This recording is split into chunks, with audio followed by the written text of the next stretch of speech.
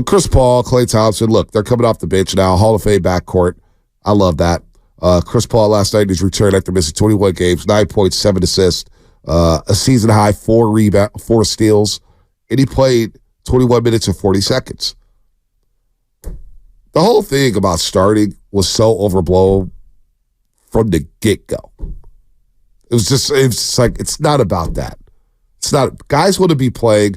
If it's a close game, guys want to be on the floor in the last 6 minutes, FP. It is what it is. They want to be on the floor. That's what everybody's watching. You know, people may be late to their seats, and you may be trying to scramble to a television, pop the television on. I have a crappy Uber driver that takes a bad route to Chase Center from your house. It's only a mile away, and it takes 45 minutes. Yeah. There you go. But everybody's watching the last 6 minutes. That was my last game. The Lakers game. I don't know. What was the Uber name? He hit a bump and I hit my head on the roof. Oh, yeah, I heard. Yeah. He just sped over the bump. My neck is real sore. I'm just kidding. So what was a 4-star ride, 3-star? No, it was a no-star ride, and I got my money back because I emailed Uber. Did you really? Wait, you could do that? It was that bad. Yeah, you could Uber. Yeah, you could email. I hurt my head hitting the roof. Speaking of Moses Moody, he's on our screen right now. See, that's what I want to talk about, Bonta. He's on our screen right now. That's what I want to talk about. Real quick, for this point, because I know you want to talk about Moody and being a pro and all that stuff. Yeah. But everybody's watching the last 6 minutes of the game. And I'm saying all this to say, Chris Paul and Klay talked about that last night. And here's Chris Paul on the closing minutes for the Golden State Warriors. Man, realizing that it's about winning the game.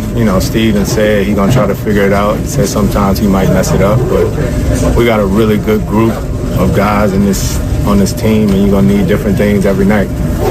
One thing about me, though, I know who I am and what I'm capable of. You know what I mean? It ain't no question, about that. You know what I mean? So I'll always be ready, and I think he knows that. I'll always be ready. Steve mentioned that he's going to make mistakes. That's what it's going to come down to, because now we know Steph's going to be in the Final Five, obviously. We know Draymond's going to be in that Final Five for his defense and his defensive IQ. That's obvious. Now you got a combination of Wiggins, J.K., Chris Paul, Klay Thompson, Brandon Podziemski. It's 5 guys. There's 3 spots. 2 guys will be left out of the Final Five. And that, to me, is going to be the situation that Steve Kerr has to navigate now. That's going to be difficult for him. Trust what your eyes are telling you real time. Who's having the play the hot hand. Right. Whether it's defense, whether it's offense. I saw him talking to one of his assistants last night, talking about Steve. I was reading his lips. He said, Draymond, got to get Draymond back in there. When do we put Draymond in? You could see him. He was asking his assistant because it got a little gnarly there for a second. It went from like 20 to like 11 and then 10. Oh, yeah. And then you're just like, oh, no, are we going to blow another big lead? Did you hear Buki? Yeah, I was like, wait a minute, what are we doing here? Kalena has a Buki, who, by the way, is slinging cornbread at Hercules now. Shout out to Kalena. No kidding, dude. Yeah, no, they got a cornbread spot in Hercules. I know, I saw that. Yeah. I've heard a lot about it. No, he's slinging cornbread now. Absolutely incredible. It is incredible. But what was incredible was Buki last night. The Wizards cut it to 15 in the fourth quarter. And Buki goes, we got a game again. It was a 15-point game. Dude, Fitz is great, and I love him. But Buki said that. Yeah, but Fitz gets me nervous, too. He's like, well, if we can't let this slip away, if it gets to 10, I'm like, Fitz, quit making me nervous. It was like 3 minutes left in the game, and Fitz says, you need about 5 stops here. And they got one stop. He goes, that's stop number 1. I know. You got to love Fitz. I know. He makes me nervous all the time. I love those guys. You worried about Steph last night? I don't think he's tired. Something was off. I've never seen him. You've seen way more games than I have, so I'll defer to you. I never seen him miss that bad. It was a rough night. He's trying to force it. Lifetime, he'd had some memorable nights in that building. 6 of 21, 4-16 from 3 last night. What is he now? He was 1 of 10 from 3, I want to say, Sunday against Denver, off the top of my head. So that would make him 5 of 26 from 3 the last 2 nights. All right? It's a slump. Klay Thompson just went through. Shooters go through slumps. Memo to everybody out there, shooters slump. I have no worries about Steph Curry bouncing back. Maybe it happens in New York. Maybe he gets the day off Thursday or Friday in Toronto. We'll see about that. It happens. The guy has been on fire. The run he just had, FP. Think about the run he was just coming off of, where he was 84's last 170 from the three-point line, right?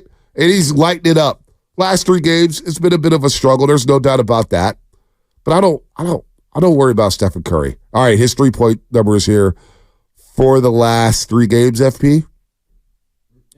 37 attempts, 8 of 37 from 3 the last 3 games. He was held scoreless in the first half for the first time since 2019, Western Conference semifinals. Yep, and the first time in the regular season since 2012. He's shooting 21%. 2013. 21% from 3-point land his last 3 games. Yeah, it's a mini slump. Well, my son was at the game, and he was texting me that the trainers were looking at his wrist. So I don't want to be an alarmist, but whatever. Yeah. Maybe he's not 100%. And who is 100% this time of season? Yeah, you text me that FP Jr. said that, and so fortunately at NBC we get the live feed, so the camera stays on during the commercial breaks, whether they're looking at the bench, showing the bench, or just showing the court. We get to see the live feed, and so I started looking at Steph Curry. He was holding the right wrist or the left wrist? Right wrist, which so is he was more holding important. So I noticed Willie and I noticed that he was holding the right wrist, and he was chilling for a second. But then I saw him clapping a couple times, and I was like, okay, the wrist must not be that bad. It's fine. It's fine. So maybe a minor scare, precautionary reasons. He didn't get back in the game till like midway through the second quarter. But he's just in a slump. He's in a slump. And the fact that they were able to win a game with Stephen Curry in a slump and the non-Steph minutes were actually really good last night. The run in the third quarter to blow that game open when they outscored the Wizards 38-17. The run in the second quarter to get some separation before the Wizards close the half on a 12-5 run. Steph's just going through a mini slump. I would not freak out at all.